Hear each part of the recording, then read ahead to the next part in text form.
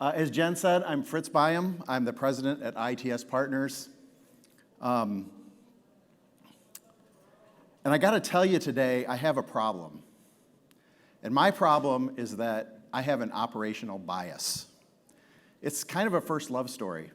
I came out of college and I went to work for Unilever, the consumer products giant. And I had a really great job in engineering, traveling the world and working on some really great liquid packaging technologies, commissioning new machines. And then one day I was told, you're not going to Italy to do this job, you're going into production. And I was angry, I was literally shaking. And I stormed into Mr. Vaca's office, which you didn't really do back in that day. And I sat down in front of him and made my case. And he said, Fritz, it's time you get out of the sandbox. I'm moving you to operations because that's what we do here. I didn't like it, but the next day I reported as the A-shift production supervisor. A-shift is 6:30 at night till 10:30 in the morning. And I didn't really like that, but I really grew to love operations even more than engineering. I love the urgency of the motion, the sound, onomatopoeia, sitting up in the crow's nest, watching the bottles come in one end, the cases go out to the other. I love the workforce and the crazy stories that they brought to the shop floor.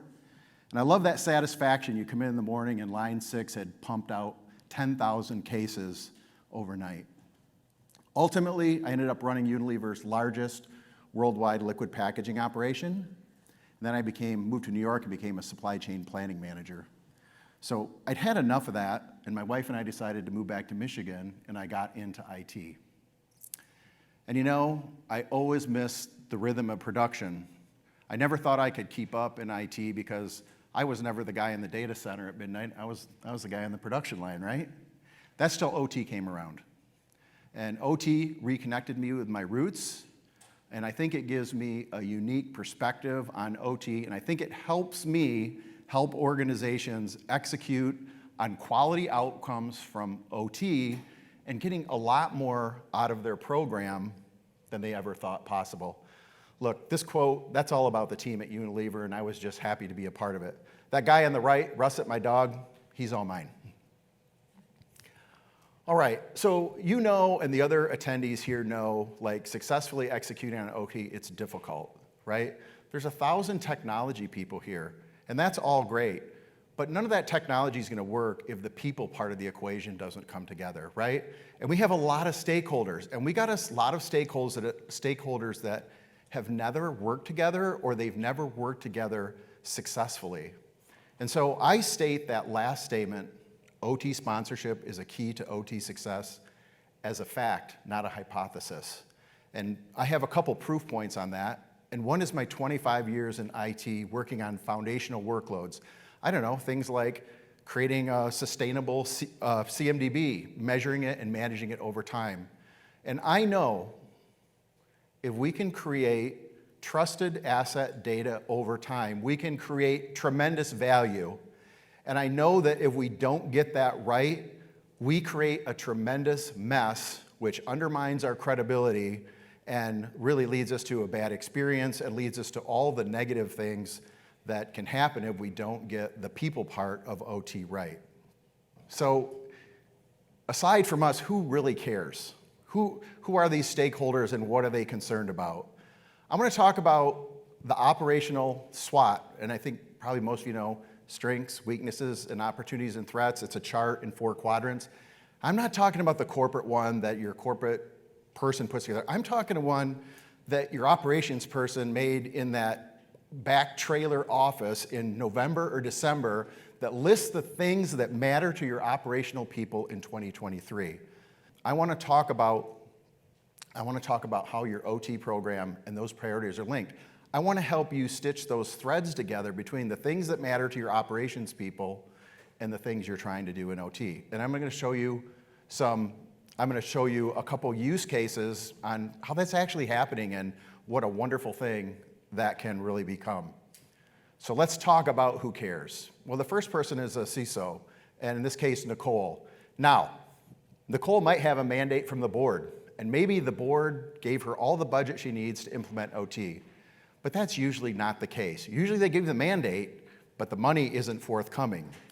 And Nicole's a really smart leader. She understands the risk that OT presents to the organization and to her own career, right? So Nicole might take the bull by the horns. She might use her own budget, which is probably substantial in a big company. Maybe she'll go buy some software, she'll do a pilot, try to get OT kicked off. The problem that Nicole has is that she can't sustain it. She likely can't sustain it without other people coming to her aid. Mainly operations people. They're gonna have new workloads, whether we like to talk about them or not, because they are the device and the asset owners. The other problem that Nicole has selling in the organization is cybersecurity is just not that exciting. It's critically important, but it's kind of like buying insurance, right? Do you want to spend your money on insurance, or do you want to spend your money that you'll use only during your darkest days, or do you want to spend it on something you can use every day to advance your priorities, right? So that's the challenge that Nicole has. Nicole needs operational sponsorship to reduce risk in the organization. The next person that we deal with a lot is Chan in IT, and as you heard in my intro, I work all the time with ServiceNow, and so usually there's a really great platform owner driving ServiceNow in big organization. Nicole comes to Chan, wants to roll this out. Chan knows everything about IT, nothing about OT, but he wants to help Nicole.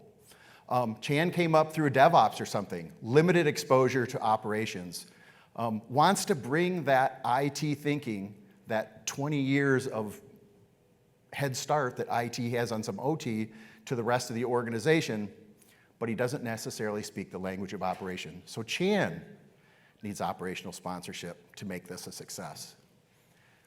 And then finally, we have Nick, our operations leader. Now, Nick gets up every morning and his pledge of allegiance is safety, quality, productivity, and worker experience, the key manufacturing priorities. We're gonna talk about this SWOT. Nick's probably the one who led the team that created it. Nick is not a person who lives in the past. Nick is bright, has a vision for where he wants to take operations, understands a little bit about technology, certainly understands the importance of the cybersecurity use case, but he has a lot of other priorities. And unless we're engaging Nick in a conversation about his priorities, the what's in it for me, not in a bad way, how are we ever going to get Nick's sponsorship? And more importantly, how is Nick going to get the sponsorship of his team, who we critically need? Because those are the people, those are the device owners. They're the ones that we're going to actually ask to go do something with all this great data that our security tools collect. So again, Nick is critically important. So one of the key things is kind of a theme throughout this whole thing. We need to create a narrative and a story for operations about why. We all understand the security use case. I mean, if you saw the last presentation, in critical infrastructure, it's super compelling. I mean, it's compelling for car manufacturers and a lot of other people as well. But I kind of see the story in three parts. So first is the ubiquitous cybersecurity use case. Everybody's talking about that here today. I also see those operational priorities, the things that the team wants to do in 2024 and maybe 2025 that we're going to talk about. And then I see a future narrative that as leaders in OT, we need to be creating about how this foundational data can lead to competitive advantages around machine learning and AI. Because without trusted data, how do you automate anything? How do you do machine learning? You can't. And so telling this story to operation in these three parts, I found to be fairly effective. So I said we would talk about the strengths, weaknesses, opportunities, and threats. So this is a report, and you can find 10 of these online. This one Rockwell put out, I think under Plex, his name. It's 31 pages. There's only 2 here. I think it's 30 pages of operational gold. But it doesn't really matter what Rockwell and the 1,500 companies surveyed said were their priorities. What matters is what are the actual priorities that your organization wrote down on a piece of paper in November and December of this year, right? Because those are the ones that are going to resonate with them. But let's use this one because we need something to refer to. This is from the executive summary, page 4. The number one way manufacturers plan to drive positive business outcomes is through better use of data analytics. Every customer I talk to says we are drowning in data. We just don't have any way to use it to make good decisions. 40% believe they lack the ability to use data to make decisions to outpace the competition. Manufacturers are talking about profitable growth. That's a good thing. They're growing, right? Without sacrificing quality. I think there's links there. I think it's a couple stitches away from OT, but I think we can make the stitch. And finally, outpacing the competition. If you really read about that, if you read through what that is, skilled workforce, knowledge retention and knowledge management remains the top concern or reason why manufacturers believe they can't outpace their competition. People are retiring. Things are changing. People are consuming data differently. Let's jump into their actual SWOT. And I don't know if these are by quantity or if they just represented them as a pyramid here. It wasn't really clear. So if this was a SWOT, external would be threats, internal would be weakness. We don't have the opportunities and part of the slide. But on the left, cybersecurity, right? Like, okay, that speaks clearly to what we're doing in OT. That's pretty linear, right? Shortage of skilled workers. When we jump to the other side, the internal things, onboarding new employees, I'm going to show you the relationship between that and your OT program. Product quality. Using and understanding data to improve business. That seems like a bullseye for OT to me. Worker retention, knowledge retention, deploying and integrating new technology. Again, another bullseye. The point is, and this report from beginning to end is just filled with links between the things that operational people care about and OT. Talk to your own people. Migrating OT cyber risk, it's on everybody's mind. Everybody's aware of it. I would wager a bet with you that if you went and actually found the operations person that knew the priorities for your organization for this year, that something around knowledge retention would be front and center. I'd further bet you it'd be 1, 2, or 3 on their list. And all the other things around operational resilience, safety risk, all those things, still important, still driving forward as part of the discussion with operations.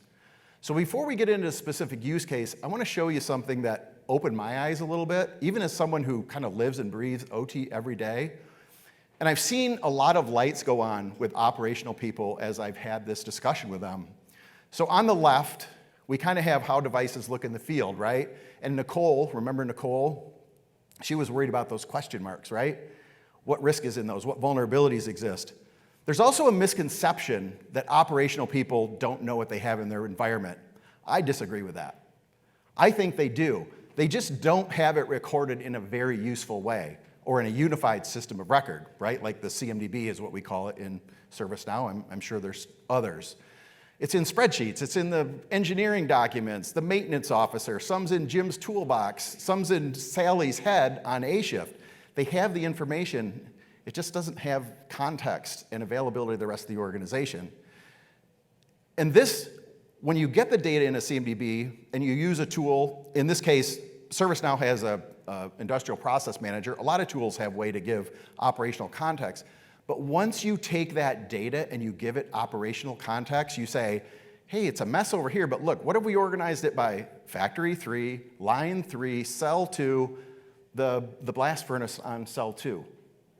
Now operation, you get a little sparkle in their eyes. They start saying, I can see how that data relates to the things I do every day, and you can start to have a much more authentic conversation about how that data can help them, and it isn't just a security insurance policy. So the thing I chose to talk about is knowledge retention or knowledge management.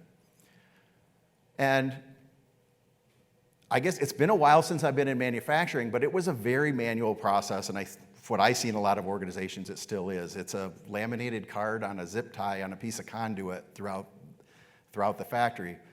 And when I was at Unilever, remember Mr. Vaca, the sandbox guy? He'd go around with his camera, it was a film camera at the time, and he'd take pictures of all the deficiencies in the department. And he'd go print 2 copies. And 1 copy he would hand and he'd say, here, Fritz, I'll be back in a couple weeks. I'd like you to take care of these. And the other copy he'd keep, and he'd come back in 2 weeks, and he'd match up his photos to see what we'd gotten done and what we hadn't. And I'm telling you, it was a device of torture. And 30% of those photos that Mr. Vaca took were of a zip tie hanging on a piece of conduit somewhere in the 300,000 square feet that I managed. Or if the SOP was actually hung up, it was dusty, and he'd had to take a picture of that, or it was half cut off, or it was laying on somebody's toolbox. I mean, knowledge retention is not solved. It's a terrible user experience, and the reason is no one cares because you can't find anything you need. And that was 20-some years ago. Today, with the explosion of devices, the information that people need at their fingertips, the expectation that they have for how that information is going to be delivered, it's a decimal more critical. And I actually thought about this morning. I think that torture of Mr. Vaca is the reason I was so excited when I got involved in a knowledge management project. Now, we were doing a workshop in Toledo, Ohio, with ServiceNow, and after the workshop on OT security, and of course I was pitching operations things, a knowledge manager came up to me and said, "Fritz, we have a huge knowledge management initiative going on here, but we're stuck. Some of the things you said really resonated with me. Let's take a look at that." And that kicked off this whole process where this customer, a large manufacturer making building products across the country, is doing an OT program, and they prioritize knowledge management over the security use case, right? So that tells me this is a need, it's relevant, and for this organization, they really got it. I know this is a bit of an eye chart, but let me explain a little bit the vision that this knowledge leader had. On the left, we have all those devices that are unknown, right? And on the bottom, we have this thing that is so important, right? A trusted source of asset or device data, the CMDB, right? And in that, this customer has SAP PM. They insist that there's a single source of truth for everything they have, and so they have their location data in SAP, they have their ISA 95 equipment model, and they're bringing that into, this is in ServiceNow, they're bringing it in through a graph connector and populating the CMDB from there. They also have IDS tools, a lot of which are represented here today. They have some spreadsheets they're bringing in, and they have the governance and the process and the alignment to keep this data trusted over time. The other thing that's critical is through all that, they have the operational context associated with the data. They have a knowledge base, and theirs is in ServiceNow. I'm sure there's lots of options for that, but they populate this knowledge base, and then they link it to the CMDB. And so I call them Green Hat Worker in the middle. Green Hat Worker doesn't really care about any of that or how it works. Green Hat Workers is in the Toledo plant. They're on line 3, cell B. They're operating the furnace, and they need something. They need to find a safety procedure. Maybe they just need to know how to clean the line. They need to know, how do I do the changeover process so I get it done in the 4 hours that scheduling allotted me, doesn't conflict with maintenance, and the first parts I make off the line are of a high quality. That's what the Green Hat Worker cares about. And actually, that's what most things that drive manufacturing priorities are. They're about finding information and finding it quickly. Remember that urgency of motion that attracted me to manufacturing? When the line's down, when there's a drive that needs a parameter change because it's tripping out on decel or something like that, all right, I got to remember, what function is that again? What setting works? What setting is approved by safety so it doesn't rip somebody's arm off? And just finding that, right? Like, am I going to go look in Jim's toolbox, talk to the maintenance officer, and take a half an hour finding it? Or am I going to have my data aligned by my production context and have it essentially delivered to me?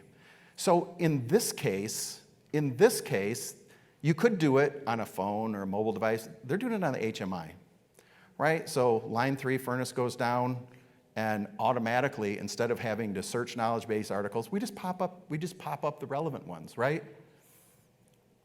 Again, it's just a different way of looking at OT through the lens that someone who's just not security focused 7x24 really cares about and might actually get excited about and become a sponsor and help you get that trusted, sustainable data with operational context. It changes everything. So if you look at, so that's kind of that middle ground, right? Security use case, operational praise. So what's the narrative we're creating for the future of operations? Well, I'll tell you, and it's just because I know ServiceNow, customers have saved millions, tens of millions of dollars using AI in IT service management in several tools, I'm sure, right? Using AI, chatbots and all that stuff. HR cases are being resolved automatically through the use of machine learning or HR as our customer service management cases. Well, what's the narrative for operations, right? Like, why if they're saving millions of dollars automating their process and doing these great things, why are we still looking for Mr. Vaca cards on the line, right? And I know that's not going to happen overnight, and your operations person certainly knows that's going to happen overnight.